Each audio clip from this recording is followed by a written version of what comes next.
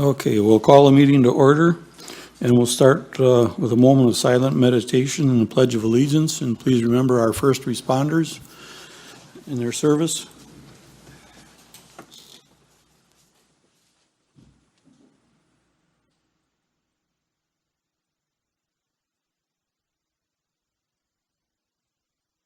I pledge allegiance to the flag of the United States of America and to the republic for which it stands, one nation, under God, indivisible, with liberty and justice for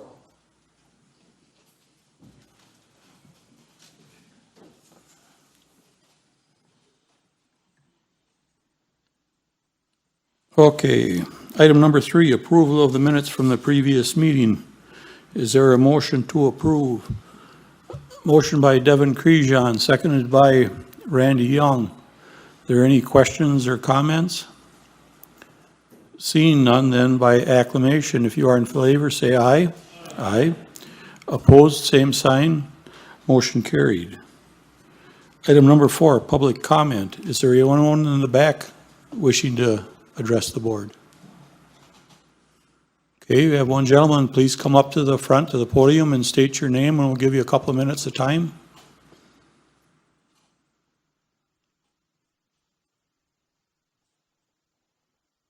Or I should say your name and address, please. My name is Brian Eckberg, better known as Barney. I live in Angelica, W1667 Hillside Drive, and I was here 2 months ago, and at that time I gave Mr. Erdman a copy of this. It was in the Epoch Times, and it's a conservative newspaper, and it says, vowing to protect rights, New York County goes constitutional. And basically what it says is that if the federal government or the state government comes to the county and tells you you have to do something, limit your movements or close your business or whatever, they have to justify their statement by where in the Constitution it says they can do that. In other words, like when they came and said we couldn't travel because there was a virus around, well, that's infringing on my rights of freedom of movement. And as far as I can see, technically they can't do that. And in Michigan right now, I haven't heard if it's been resolved yet, but the Bowling Alley Owners Association is suing the state because they closed them down because of COVID.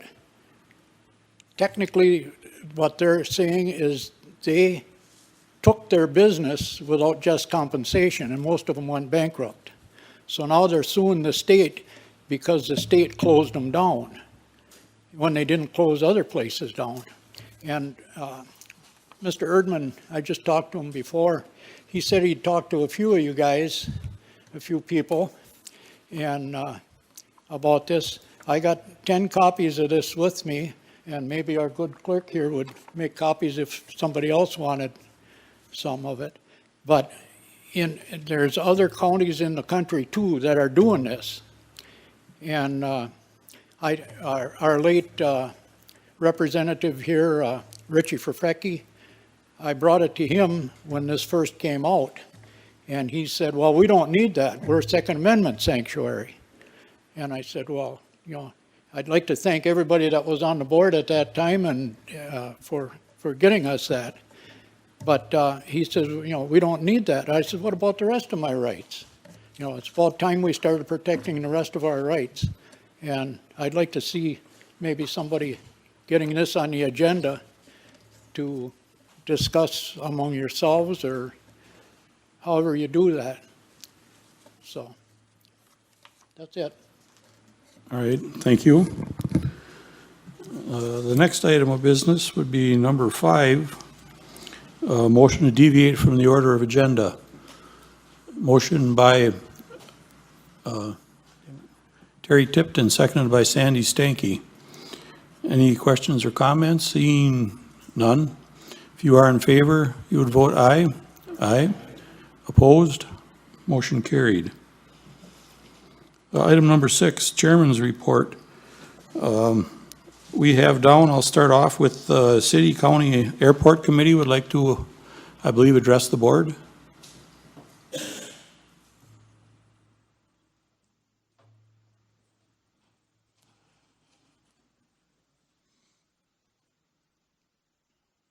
Need Angela to come up? Doesn't look like an airport.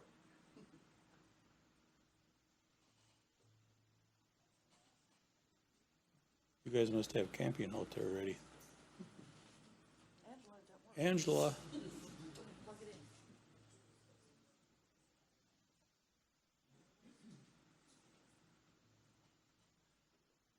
Actually, while we're waiting for that, thank you, Tom, and thank you, board members, for an opportunity to allow John and I to talk a little bit about what's going on at the airport.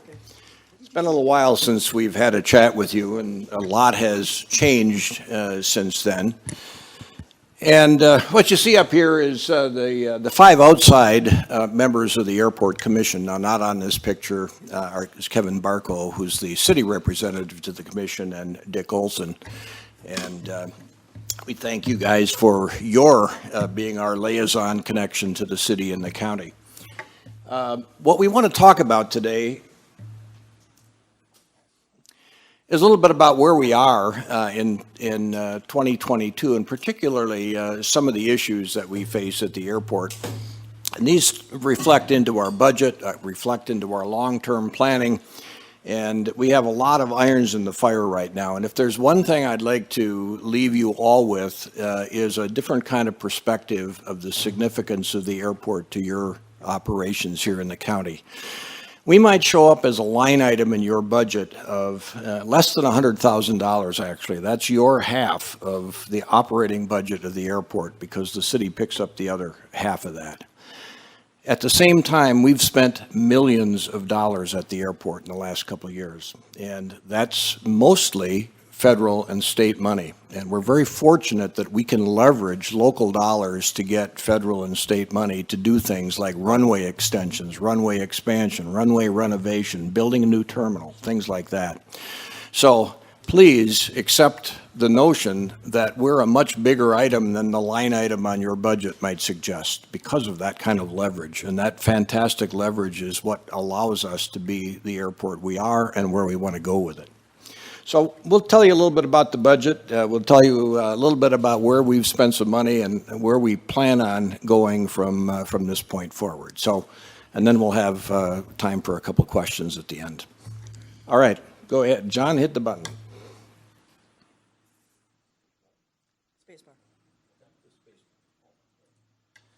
All right, so let's start out with just a couple things about where we are. I'm going to do this so I can see it a little bit better. Right now, we're in the process of upgrading the management at the airport. Now, this doesn't mean we're trying to get rid of Clarence. Clarence does a wonderful job doing what he does, but we need a director at the airport that can help us build on what we have there. Negotiate with potential hangar owners, negotiate with events that we'd like to have at the airport. Work with the EAA. Right now, EAA is going on. Every airport within 70 or 80 miles of Oshkosh is busy. There are no airplanes from EAA at Shawano, and that's because we haven't planned for it. We've not set up for it. We need to do that going forward. It's a tremendous opportunity for us. It's a tourism opportunity for us. We're not taking advantage of that. That's just one very basic example. So we're looking for someone who can actually be an airport director. We think it's probably a part-time job. It's not a full-time job, and it's not mowing and plowing. And so it's a work in process. We budgeted for it this year. We haven't filled that role. We're working on it. Recent efforts to move our strategic timeline, what this really means is that we needed a new building. We needed a new hangar at the airport, one that could house transient aircraft. When people fly in for tourism and they want to keep their plane inside, we had no hangar space available to rent to them. Now, that rent's at a pretty good price, so you can make money doing that. We didn't have space, so it didn't matter. We were able to sell the 2 hangars that the airport owned, both of which were inadequate for that purpose. Didn't have big enough doors, just weren't configured correctly. We sold them, and we also then bought Tom Wunderlich's hangar, which was a pretty nice hangar. It was heated, had the right kind of door, and we now have space for transient aircraft, in addition to the fact that we needed space for an organization that's providing flight training at Shawano again. Now, Shawano has gotten away from flight training over the years simply because we could no longer provide that with the capability we had here. We now have an organization that on a regional basis provides flight training in Shawano, and they needed a place to put their airplane, and they're also in that hangar. So by doing these multiple moves, we saved some money and we accelerated our timeline significantly. And so we've had a bit of a strategic move forward in that regard. We've had major capital improvements. We renovated the runway. We've built the terminal in the last couple of years. So these things have put Shawano back on the map. People are beginning to come back to Shawano. They've gotten away from Shawano simply because it wasn't accommodating. We were incurring some damage on the bumpy runway that we had. Pieces of pavement were actually coming up and damaging propellers.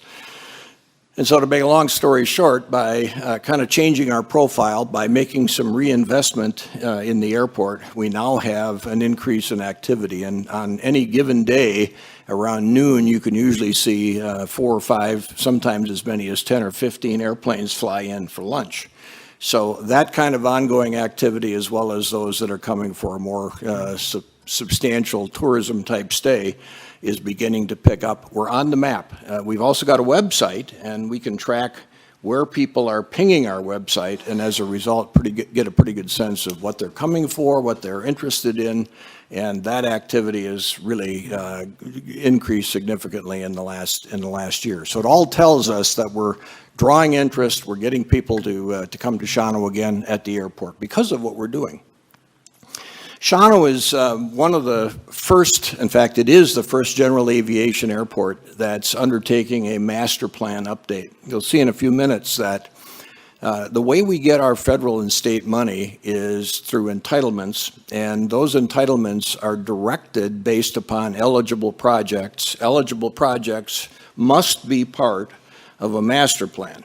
Now, you can rely on begging and get some discretionary money. We were fortunate to get discretionary money to do a $2.3 million runway project. But you can't depend on discretionary money going forward. The rules have changed. We are the first general aviation airport in Wisconsin to do a comprehensive master plan update, which will be necessary for future federal funding. The best part of that is that when we went and told them Shawano would be first, they said they'd pay for it. And it's a $450,000 engineering project to redo. And we got that done just because we were first to volunteer to go do it.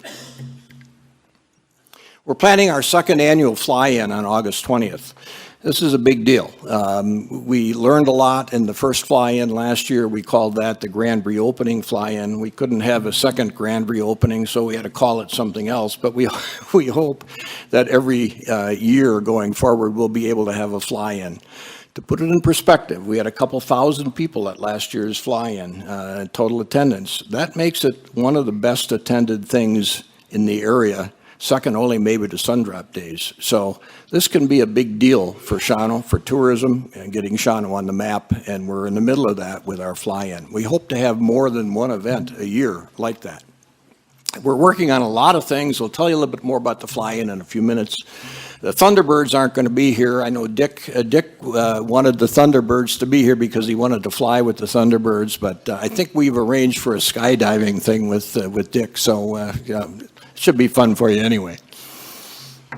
Are you going to give them a parachute? Well, that was optional.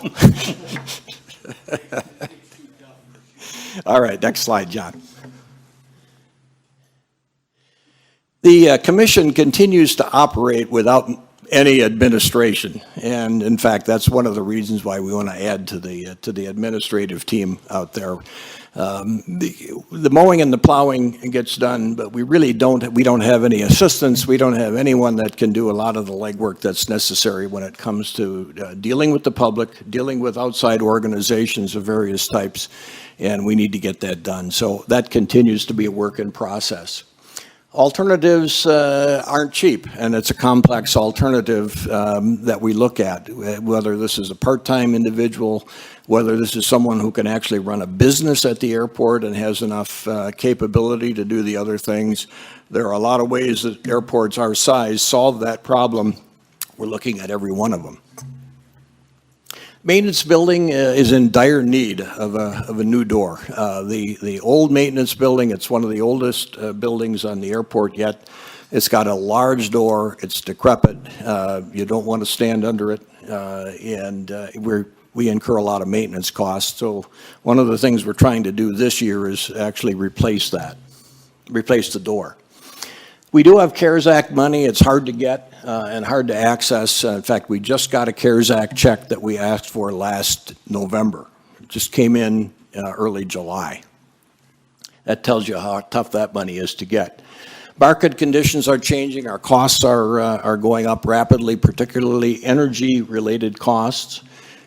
Our capital needs vary. We continue to be subject to various funding schemes. The good news is our predominant funding scheme is to use 5% local money, 90% federal money, and 5% state money. So with 5%, we can get 95%.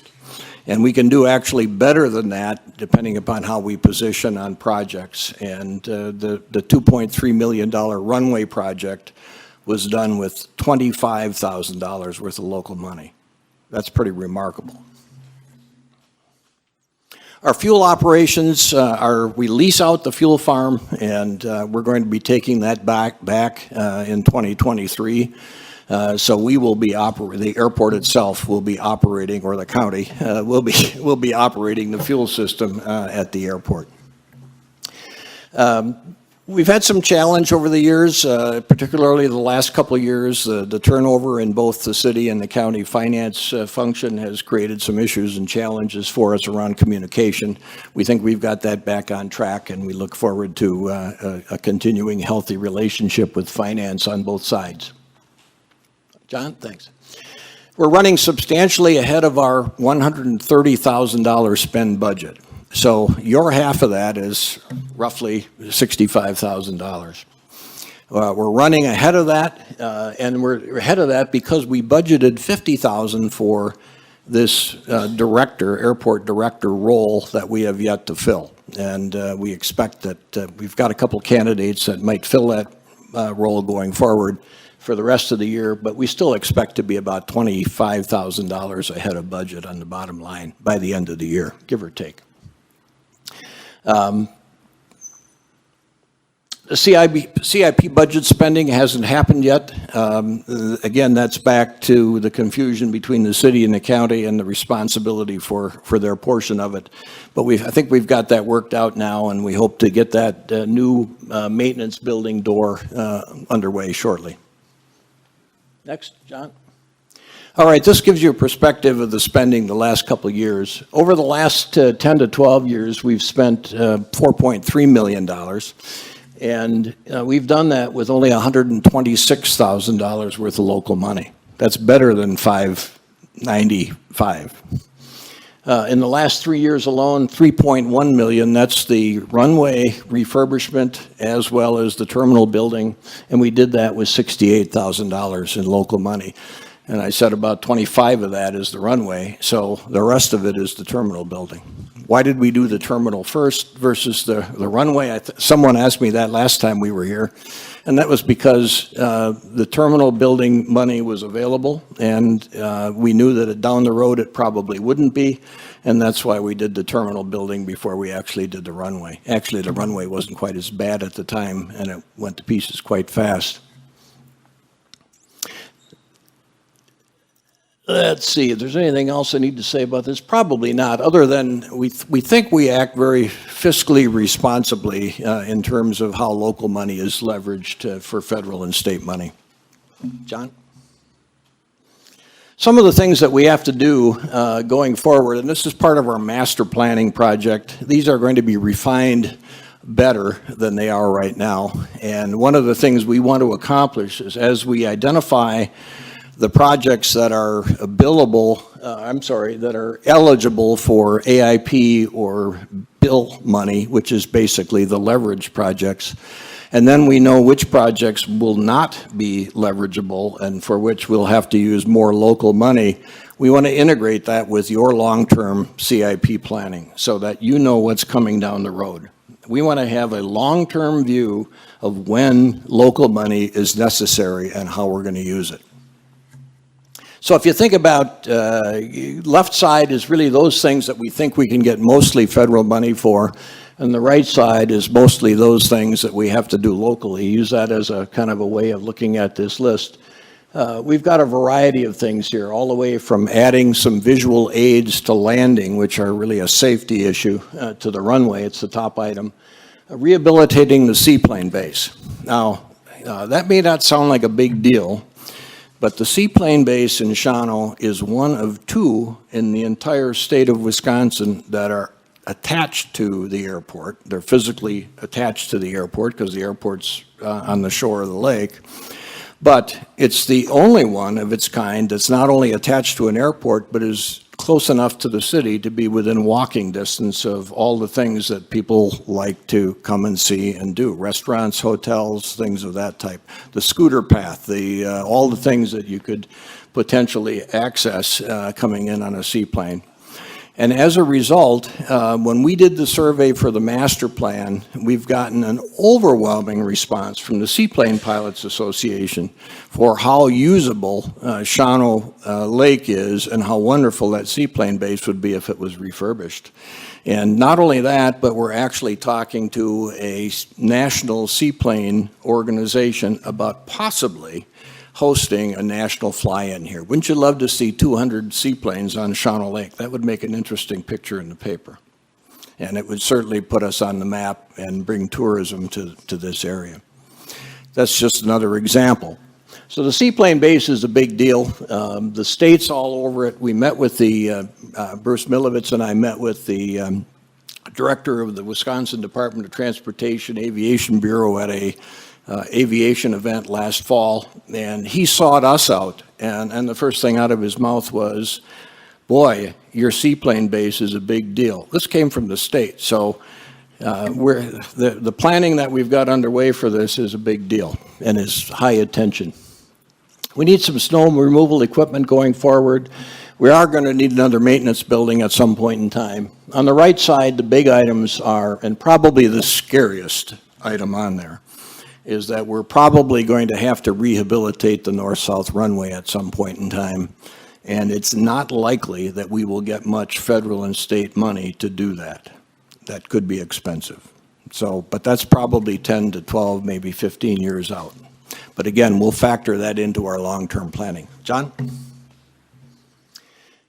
We get leveraged money through several means. Right now, we get entitlement money under the AIP, Airport Improvement Program, of $150,000 a year. So we've got $150,000 a year to spend, and that's 90% of the spend. So if you work the math on that, if that's 90%, you put the other 5% and 5% in there, you have about $165,000 to spend per year in entitlement program for capital improvements.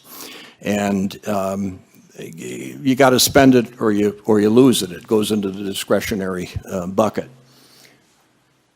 The bill money is really the infrastructure program that was passed by Congress last year, gives us another $159,000 to spend for capital improvements at the airport.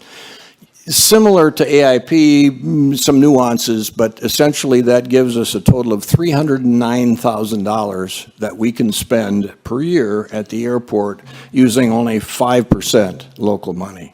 So we want to take advantage of that, factor that into our long-term plan. That's how we do it. And if we can't get it that way, the only other alternative, if we really need it, is to come to you folks and say, we need it as part of CIP. But we want to integrate that planning more effectively going forward. John? I'm not going to spend time on this. This just tells you how the calculation is done. You may recall that your budget, or our budget, includes a $7,000 annual contribution to our capital plan. That money goes to Madison, where it's held in reserve for the airport, and then it's called out of that money as needed for the 5% match. That's how the mechanics of that works. We want to modify that a little bit based upon a better long-term view of what we really need going forward. So that's a work in process. John? All right, lastly, the fly-in is bigger and better this year. We learned something from last year's. We want to have it a little bit more open. People didn't like to be behind ropes. They wanted to get closer to planes and closer to pilots, be able to talk to them. And in order to do that, we have to improve the safety activity at the airport, which means we have to do much like they do at EAA, that when there's a propeller turning, when airplanes are moving, you have to have wing walkers. You have to have someone that accompanies that airplane to its parking spot. And before startup, you have to have someone there that can kind of monitor and manage the crowd so that you don't have an incident. So we're incorporating all those safety activities. It's going to be a much more open event, and people will get closer to the planes and see things.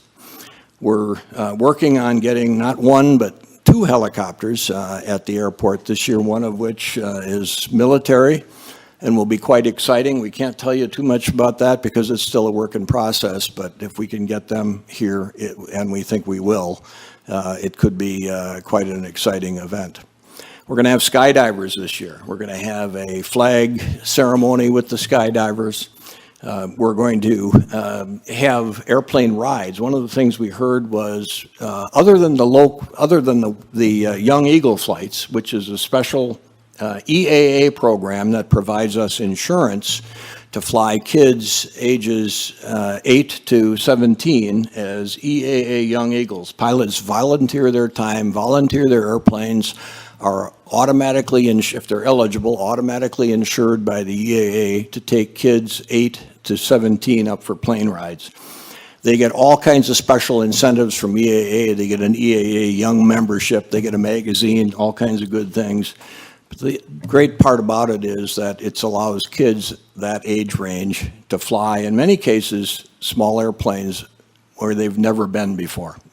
And we flew 76 Young Eagles at last year's event. We hope to get that number to 100.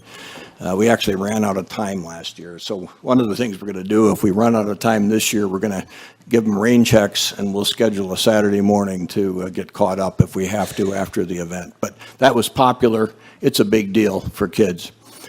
In addition to that, though, Pilot Smith, who is the organization that provides flight instruction now out of Shawano, as well as Green Bay, Appleton, and Menominee, they're going to give scenic plane rides. That'll be for a fee. The EAA Young Eagles fly for free, but Pilot Smith will actually also hire out for airplane rides for those folks who want to do a scenic ride and aren't in the 8 to 17 range for the Young Eagles. So that's kind of it. We're going to have better food service this year. Last year, you may recall, if you were there, we needed to go to the rain date because the Saturday was a terrible day. We moved it to Sunday. So we lost a lot, including our food service for the second day. They couldn't commit to us on the second day. We've got that solved for this year if we have to go to the rain date. But we've got a world-class barbecue food truck outfit coming in. The car show, as usual, we're going to improve the PA system, make it a little bit easier to hear across the entirety of the airport. So that's about it. John, did I miss anything? No, I think you covered it. Okay. Questions? Anyone have any questions? Dick, are you still in for the skydive? All right, good. Thanks, Arlen. thanks everyone. Arlen? Yes, Oh, wait, hold on. Years ago, they talked about bringing in business jets and I didn't see anything on there about that. Is that off on the sideline someplace, or are you still thinking about it? Bringing in business Business jets. jets. Well, we actually get a few come in. We have two issues. First of all, we don't have jet fuel on the field. So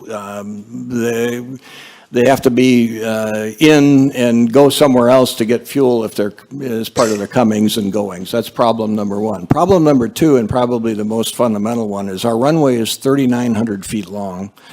And depending upon the weather conditions and the circumstances of the flight, which are some technicalities, but a lot of the insurance companies that insure business jets will not allow aircraft to operate on fields with less than 5,000 feet of runway. And so our limiting factor tends to be our runway length, and as a result, one of the things that we want to do in our long-term plan is extend the runway by another 1,000 feet, which gets us to 4,900 feet, which would allow a lot of those aircraft to fly in that can't come in right now, or they can only come in on a good weather day.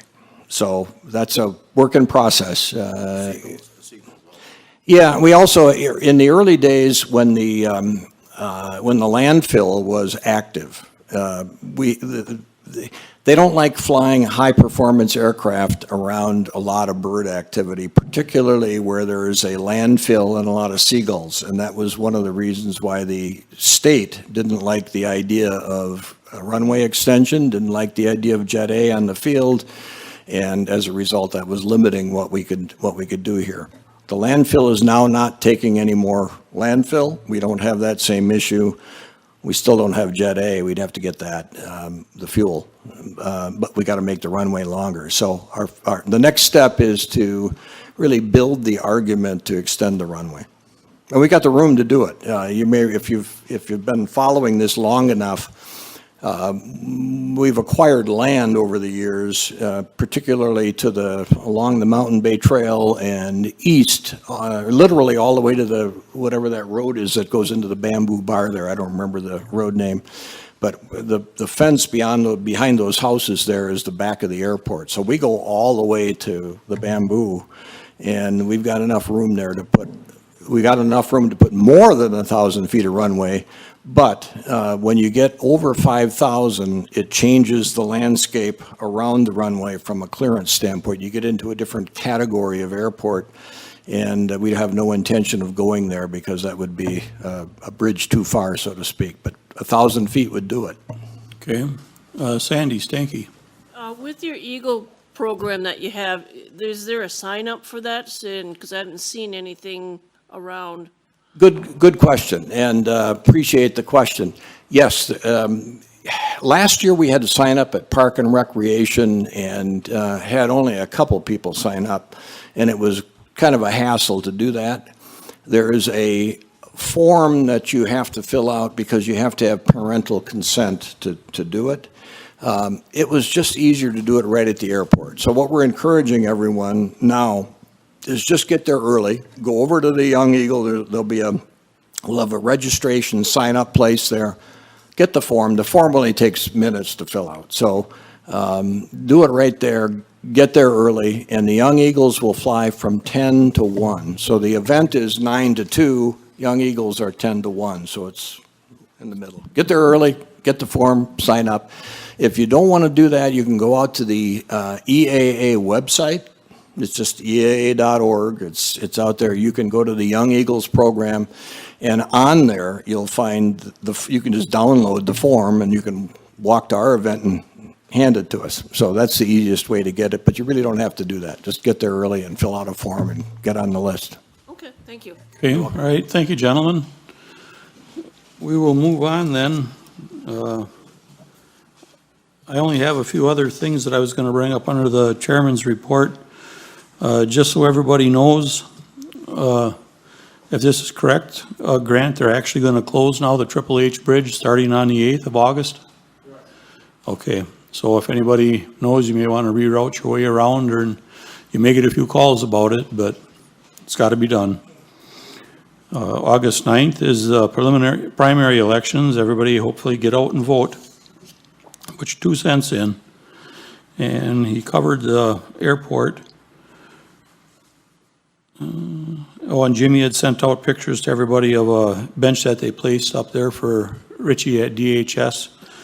And he'd like the DHS for working with Richie's family on the bench in honoring of Richie, and it's up there at DHS if you want to take a view of it in person yourself. I have one other item I was going to comment on real quick. The auditors briefed us on the last cycle. They're done now with their audit, and we had very good results coming back. We placed roughly 1.1 million, I believe, went back into the general fund, Carrie, correct? And there was also about another $900,000 that was not being properly accounted for in the past, and that is moved to unallocated now, to where it's basically was money that was just sitting there, not in the right kitty. So it'll look like the graph that'll show you where we have to stay in between, we're way outside of it again, the county is. And Jimmy did send you out a email to everybody of what Carrie proposed at the last executive committee meeting, to where her and her team are doing a very, very good job, to where they've found another way of using the existing money that the county has by buying treasury bills and different investment strategies than what we've been using, to where I believe in the next year you think you can come up with another 56,000 in interest? Yeah, so we have a lot of cash that we can put to work in our investments, so we'll gradually be moving that over. As all of you know, rates are rising, so we have a lot of money in a checking account right now, which is earning next to nothing. So we'll be working on some cash flow analysis and getting some projections in there to put that money, in investments where it should be, to get us some good interest.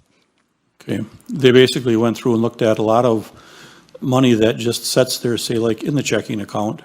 Well, if there's 3 million in the checking account and you're only going to use $1.5 million, you should invest the others if you can and start getting some interest in it. And they're really on the ball. So thank you very much to the finance team. With that, then, we will move along. Readings of petitions, memorials. Kara, any? Oh, excuse me. Sandy? No, she's done. Oh, all right. I'm sorry, I didn't take you off the screen. There are none. Okay. Item number 8, resolution number 23-22. Kara? To approve ATV UTV trail on county-owned property in town of Washington, whereas all terrain vehicles, ATVs, and utility terrain vehicles, UTVs, have become an important and growing form of recreation for many citizens and tourists. Now therefore be it resolved by the Shawano County Board of Supervisors in session this 27th day of July 2022 that Shawano County does hereby support and approve the ATV UTV trail on county-owned property located in the town of Washington between Country Lane and Oak Crest Drive. Be it further resolved, the approval from Shawano County will be contingent on the town of Washington receiving approval of their application permit through Wisconsin DOT, submitted by the Highway and Parks Committee.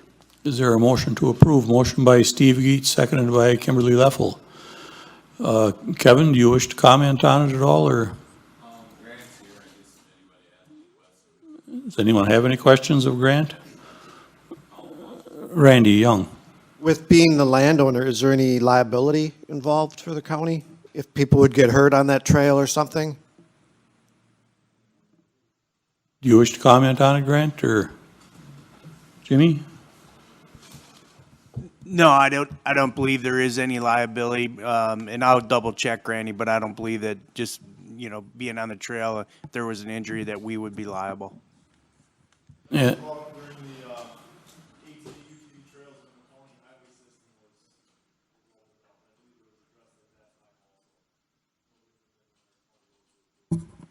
Okay. All right. One other thing, quick. Where is this? Looking at the map, I can't really tell where that is. Is there a better verbal explanation of where that is, Grant? He's on his way up. So if you're towards Cecil, Oak Crest Drive, there's the Knipple Farm. I'm not sure if anybody's familiar with that. Just before you get into Cecil where it comes back to the lake, 117 is approximately, maybe a half mile down east of there, and then you go south, and then that's Country Lane that comes back west of 117. And then that piece there is where the proposed trail would be. You can see that red line, that's the south right-of-way. It's actually all on county right-of-way. There is a little piece of town right-of-way in there, in that narrow stretch between just west of Country Lane. You can see that little, there's that block that's highlighted in red, that narrow piece, that is town right-of-way, and then after it opens up from there, it's all on county road right-of-way. The town will not need to get an approval from WISDOT because it's more than 60 feet outside center line of State Highway 22. So town is just working with us on this. There's plenty of room to fit it on county and town right-of-way. So I don't know if I explained where that's at, but, okay. Okay. Any other questions? Okay, seeing none, Sandy? Grant, is there programs out there where they're going to extend it a lot more? Is there, with different townships? I know like the city has approved them on certain lanes, and I know my brother, who's a big UTV, said there's a program that they want to expand. So there's federal dollars out there for them? I guess I'm not aware of any expansion as far as additional federal dollars from the highway department standpoint of things. I can tell you, I believe, where's Kathy? Maple Grove's open? So I believe all townships within Shawano County are open to ATV use. Okay. Thank you. I'm not saying all roads, but all have some roads open. I'm sure some are closed, in certain areas, but all townships are open to ATV, UTV use. They can go straight across from Shawano County to the border by Pulaski? With the exception of, there's state road segments that's, if it's above 35 miles an hour, cannot be opened. Okay, thank you. And they should all be signed too, whenever there's a change of open and closed. Okay, then, no other questions or comments, then if you are in favor of resolution number 23-22, you would vote yes. If not, you would vote no.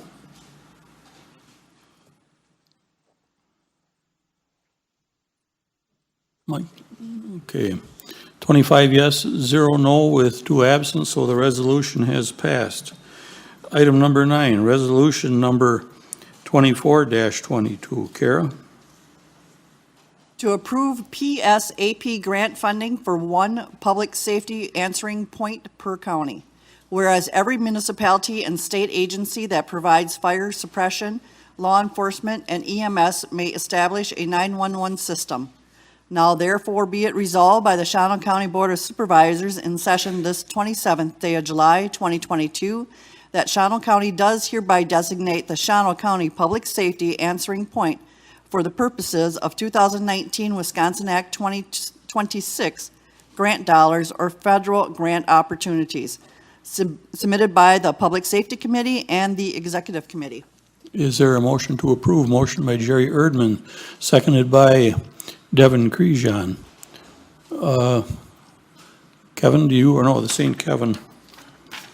This would be public safety test. Do you wish to comment on it or defer to George?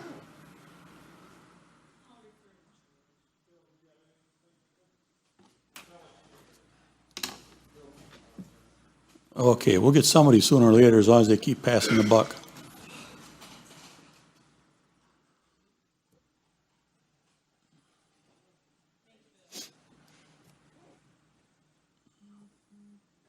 Good afternoon. So they just opened up the grant applications for this Act 26. With our county, we only have one PSAP in our county, but within the rules, the county board has to still designate the one PSAP to get these grant funds. It is a matching grant, and it'll be a yearly grant. $6 million is out there each year at this point. If there's any questions? Terry Tipton. Have a question? No? Oh, okay.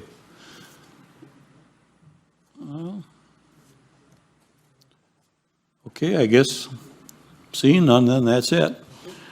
Then if you are in favor of resolution number 24-22, you would vote yes. If not, you would vote no. 25 yes, 0 no with 2 absent, so the resolution has passed. Item number 10, resolution number 25-22. Kara? To appoint Paul Bianchi. Yeah.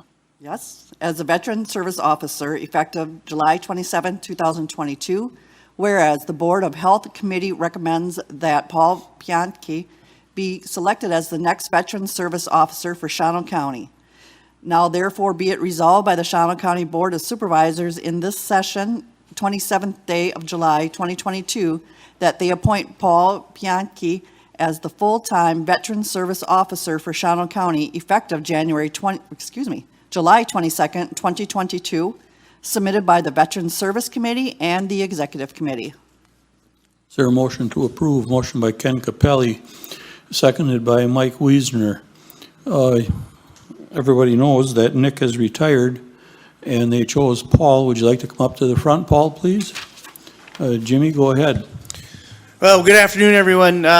First, I'd like to say the thanks to Ken Capelli and Mike Wiesner. They sat on this committee as we went through the selections. It was the largest number of applicants that we've had for quite some time. We had whittled it down to 4 individuals that we did the interviews with. And I will tell you that everyone was exceptional that had come through the interviews. At the end of it, everybody kind of rank ordered everybody, and Paul came out on top on everybody's scorecard. Some unique things that really impressed us during the interview was he had the calendars for all of the legions and VFWs that were meeting within the county. He also had the budget. He knew what committee that he was responsible for meeting with, and so he had done a lot of homework prior to coming in. He is a retired Air Force veteran of 23 years, I think I got that right. Married, 3 kids, but they're empty nesters. 2 grandkids, keep 3 grandkids, a lot of kids, and everything. And one of the things that was unique about Paul during the interview was Brown County has a very large department. Paul is one of those individuals in that department, and he saw an opportunity to lead his own department.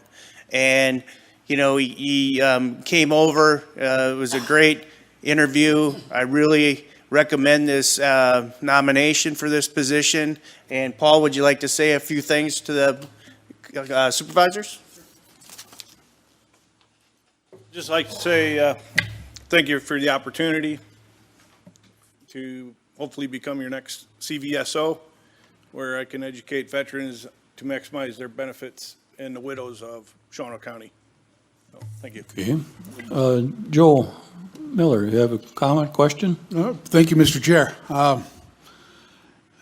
My son is a Marine Corps veteran in the sandbox in 2010. Younger people, younger veterans. I'm noticing going and attending events, you don't see too many of them. In parades, so on and so forth, and the old timers are the ones that are there. So maybe in time they will come around a little bit.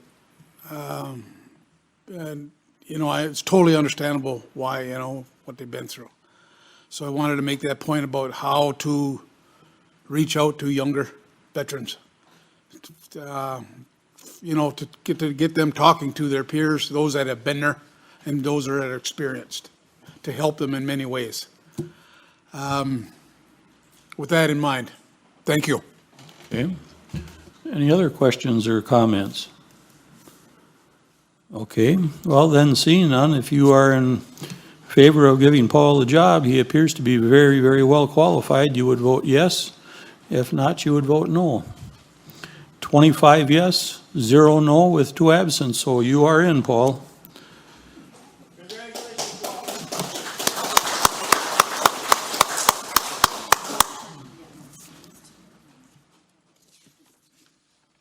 Okay. Question, Randy? I've noticed on these resolution in the past, when it came from a committee, it kind of told us how many people voted for and how many against or who was absent. I don't see those on here anymore. Is there a reason for that? You know what I mean, at the bottom? Yep, I know what you Okay, mean. Okay. I was just Okay. wondering why that went away, or if it was just a mistake, or, I didn't notice it all, but we'll check on that, Randy. That should be on each one of or how many voted yes and how many voted no. That's a good job for Jimmy to work on. He gets all the good stuff. Carol will check into it too. Okay, resolution number 26-22. Kara? To approve funding for new chiller system and modifications to current HVAC system at courthouse through general fund. Whereas the rooftop air handler system installed in 2002 that serves a 200 office suite and corp counsel office in the courthouse has failed. Now therefore be it resolved by the Shawano County Board of Supervisors in session this 27th day of July 2022 that Shawano County does hereby approve the funding through the general fund for the new chiller system and modifications to the current HVAC system. Be it further resolved that the estimated cost for the new chiller system is expected to be $200,000, and the modifications to the current HVAC system is expected to be $110,000, for a total of $310,000 to be funded through the general fund, submitted by Public Property Committee and Executive Committee. Is there a motion to approve? Motion by Kevin Conrad, seconded by Tess. Any questions or comments? Jerry? Yeah, just one comment, the original system it's on its last leg. You might as well say it doesn't have any leg, it just needs to be replaced. It's old, and we have offices that are suffering with the heat, but yeah, you can only spend or run something for so long, and sooner or later something's going to break, and all this has seen its course, and with the money we have put back in the general fund over the years, this is a reasonable place to take it from. Okay. Joel Miller. Thank you, Mr. Chair. With committee meetings scheduled in, I believe, across the hall in room 200, and the conditions in there, I can't imagine what the staff are feeling on the second floor, so thank you. Okay. Sandy Stanky. Just a question, does this go out then for public bid? I believe it will, yes. Steve is shaking his head in the back, yes. Okay, thank you. Yep. Any other questions or comments? Okay, and I was going to make a quick comment myself, and along with this, we've been talking in Executive Committee, Public Property, and Kip has been discussing it too, is about doing a facilities assessment study countywide to where you possibly develop a plan of, okay, this building has these items right here in it that have a life cycle of this long, this long, this long. When were they put in? When were they replaced last? And we can be a little more proactive then if we have that done, to where you can develop a list that, well, okay, next year, off from that, that'll show you right here. Here's what needs to be addressed next year, or if not next year, definitely the year after. So this business of something going out and quitting, and then we got to hurry up and find the money somewhere, hopefully we can be a little more proactive with that. We'll see how everything comes out. But then, with that in mind, if you are in favor of Resolution 26-22 of funding that project out of the general fund, you would vote yes. If you oppose, you would vote no, and it does take 2/3 vote to withdraw out of the fund. Yours didn't take, Ken. Try again.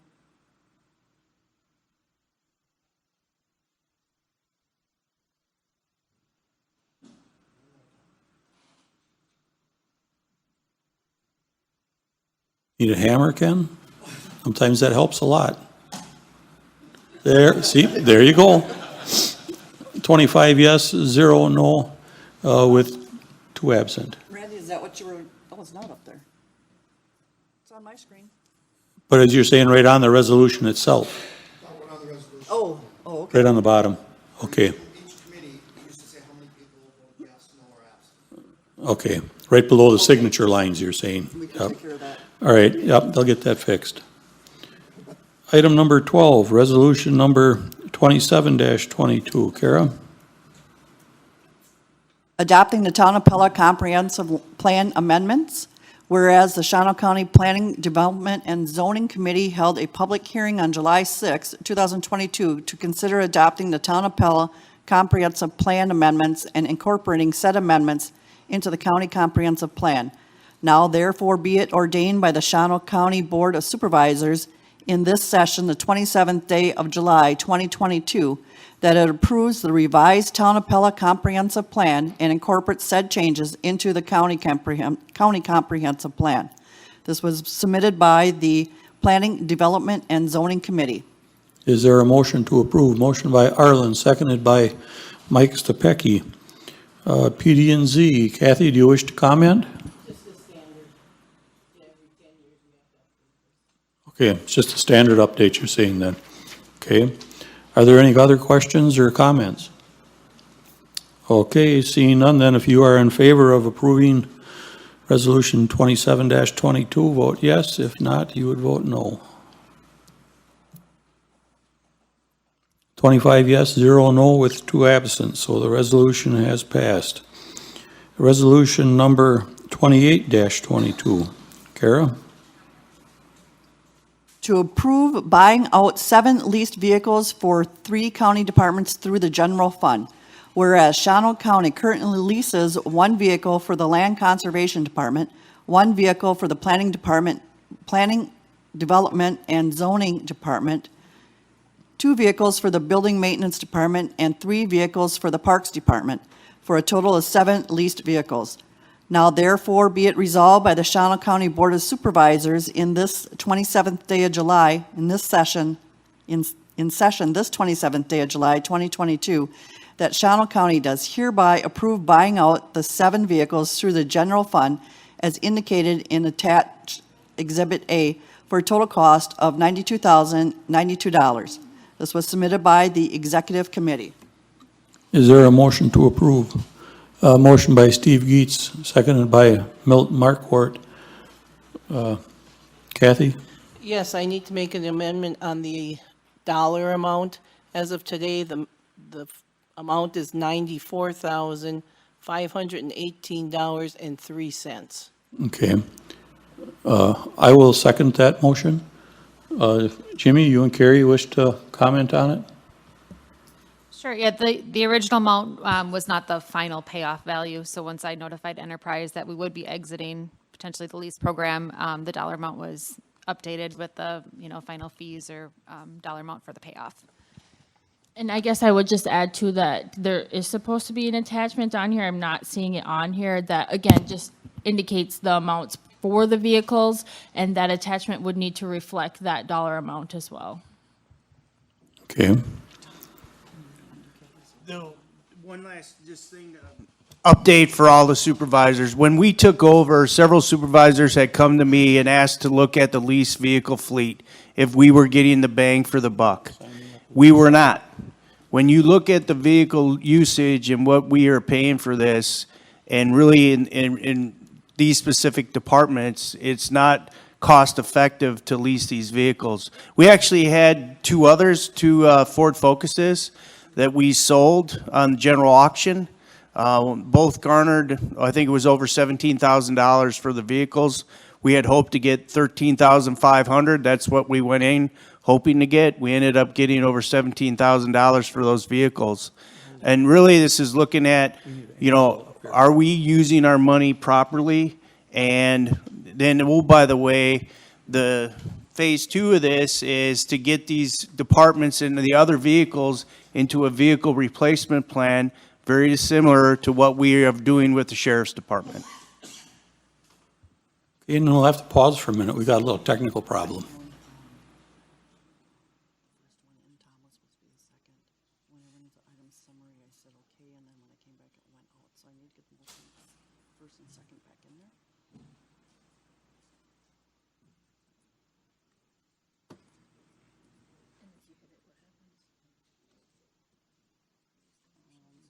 Who's first? Kathy? Kathy made the motion and I seconded it.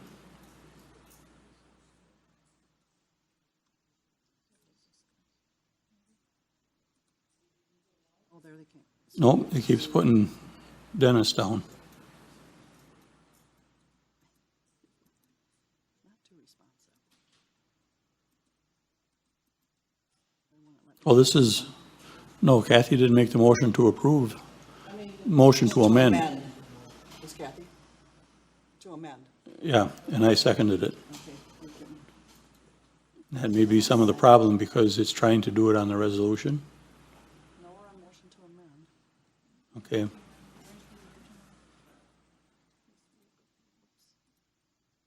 Maybe they gotta pick it up and drop it, Ken, right?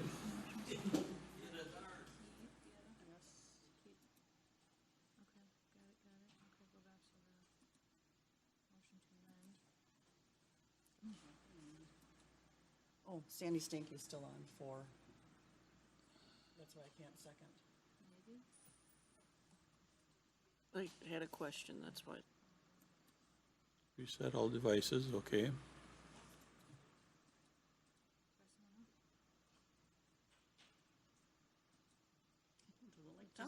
It keeps going, it don't like me. Does somebody else want to make the second to that?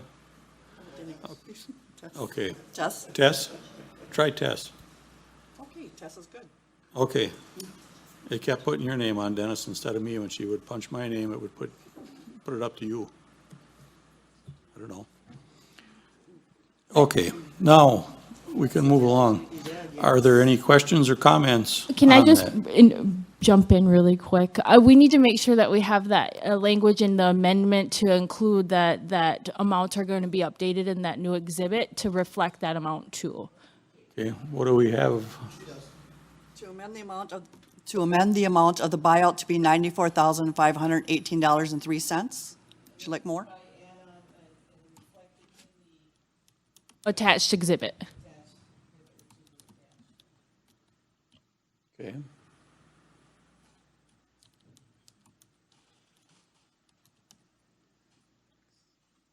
Okay. Is that what? So we have to amend the amount of the buyout to $94,518.03 reflected in the attached exhibit. Okay, but it's not showing that up there. There we go. Okay. Now, are there any questions or comments? Sandy Stanky, on the amendment, please. In the attached amendment, will there be the list of the vehicles, the years, and the models? Yes. Okay, thank you. Okay, any other questions or comments? All right, seeing none, then if you are in favor of the amendment, you would vote yes. If not, you would vote no.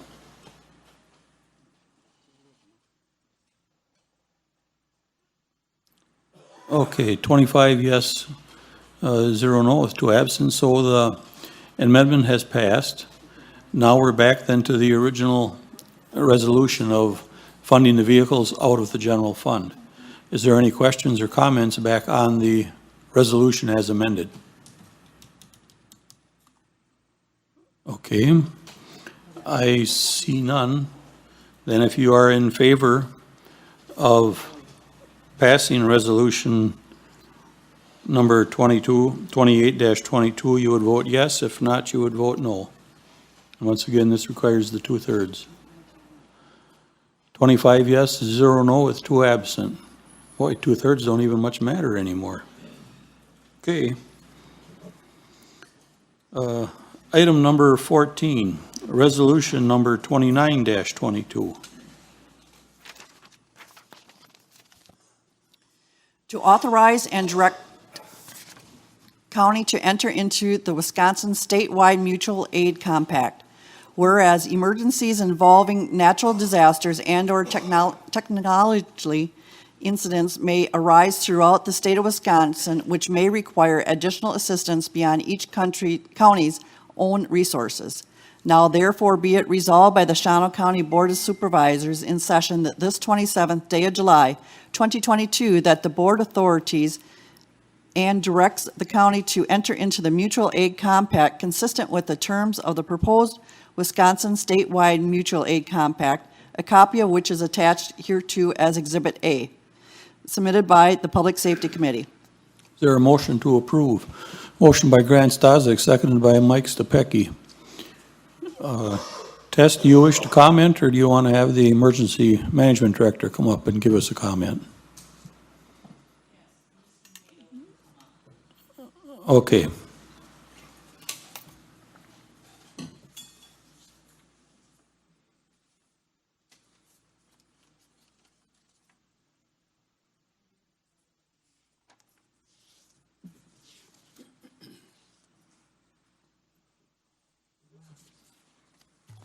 All right, good afternoon. This is a mutual aid compact that has came out for the statewide.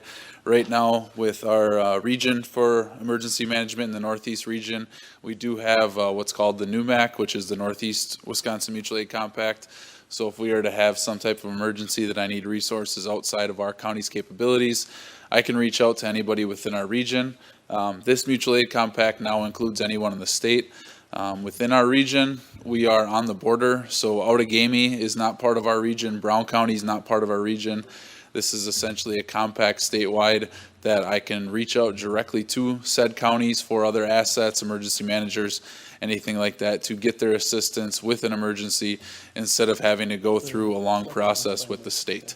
So the state obviously will have some type of procedure to get reimbursement, everything for that after all is said and done, but this is a compact that I can then call Brown County or Outagamie directly to get their assistance. Kevin Conrad.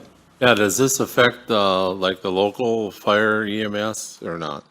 No, so this would be anything that would involve any type of emergency management response. If we had some type of, that's more of like a MABUS type incident where we're doing fire EMS, so this would be more of emergency management stuff.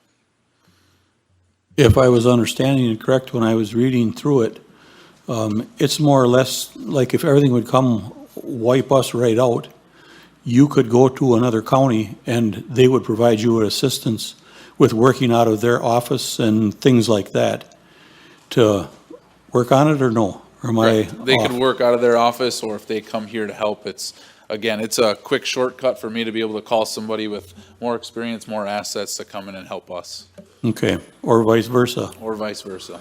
Okay. Any other questions or comments? Okay, seeing none, then if you are in favor of Resolution 29-22, you would vote yes. If not, you would vote no. 25 yes, 0 no, with 2 absent, so the resolution has passed. Item number 15, annual reports.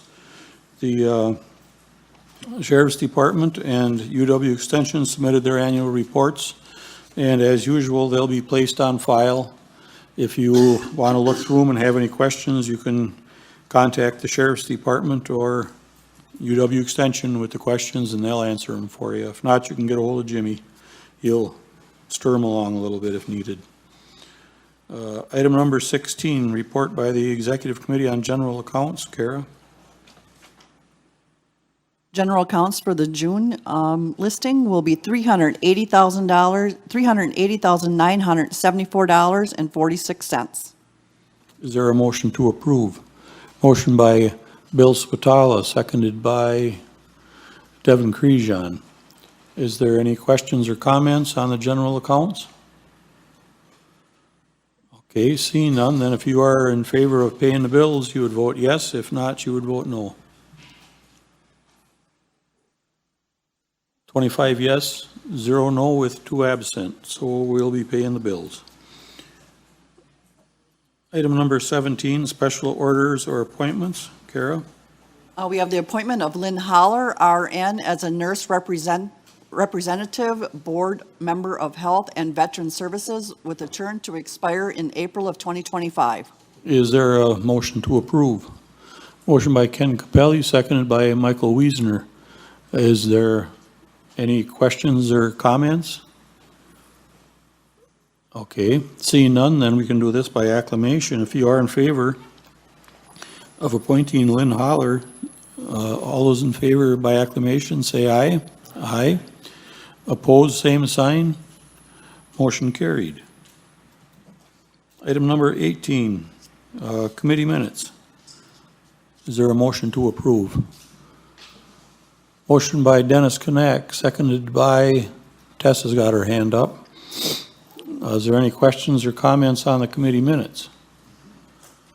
Okay, seeing none, then by acclamation once again. If you are in favor, aye. Opposed, same sign. Motion carried.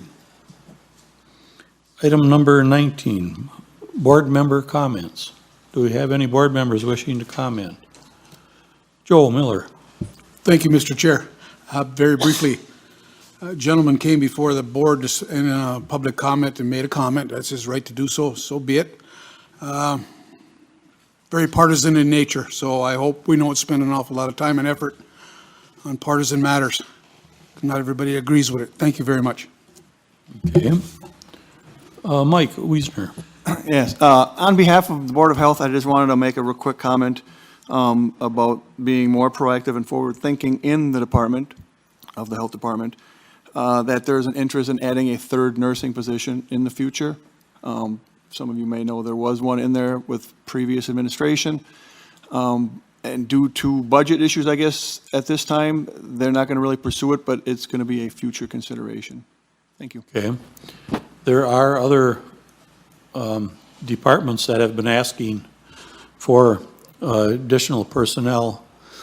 And at the executive committee, we turned down a few of the requests, and we said that they should kind of just hold on.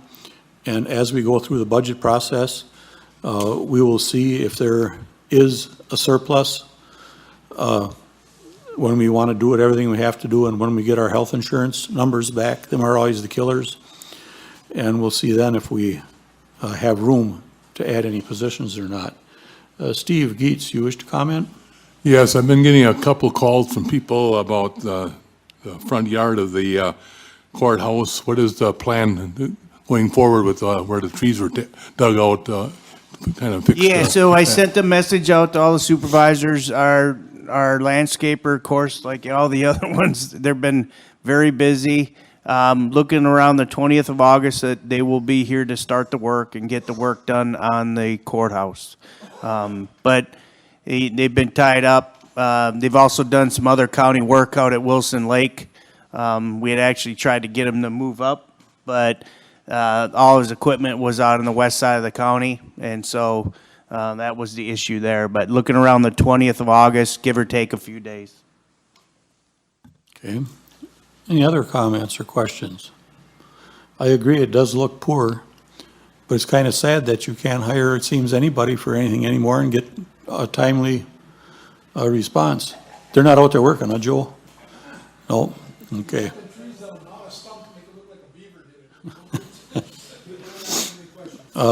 Jerry, you got a quick comment? Yeah, maybe we should just all go out there and give them a hand. We don't have to charge anything for it now. I don't see too many volunteers raising their hand to run out there. Okay, we will move on. Item number 20, clearing report of the County Board Supervisors. Kara? 25 present, 2 absent. The total for the month of July will be $2,340.01. Is there a motion to approve? Motion by Kathy Lupke. All right, I got it right this time. Seconded by Mart Grams. Is there any questions or comments? Okay, seeing none, then if you are in favor of getting paid today, you would vote yes. If not, you would vote no. I bet you it's going to be 20 up, 25 yes, 0 no. So we will get paid for today. Item number 21, the next meeting date is August 24th at 3 p.m. You can put it in your schedule. And item number 22, motion to adjourn. Motion by Joe Miller, seconded by Kimberly Leffel. By acclamation, all those in favor say aye. Aye. Opposed? We are adjourned.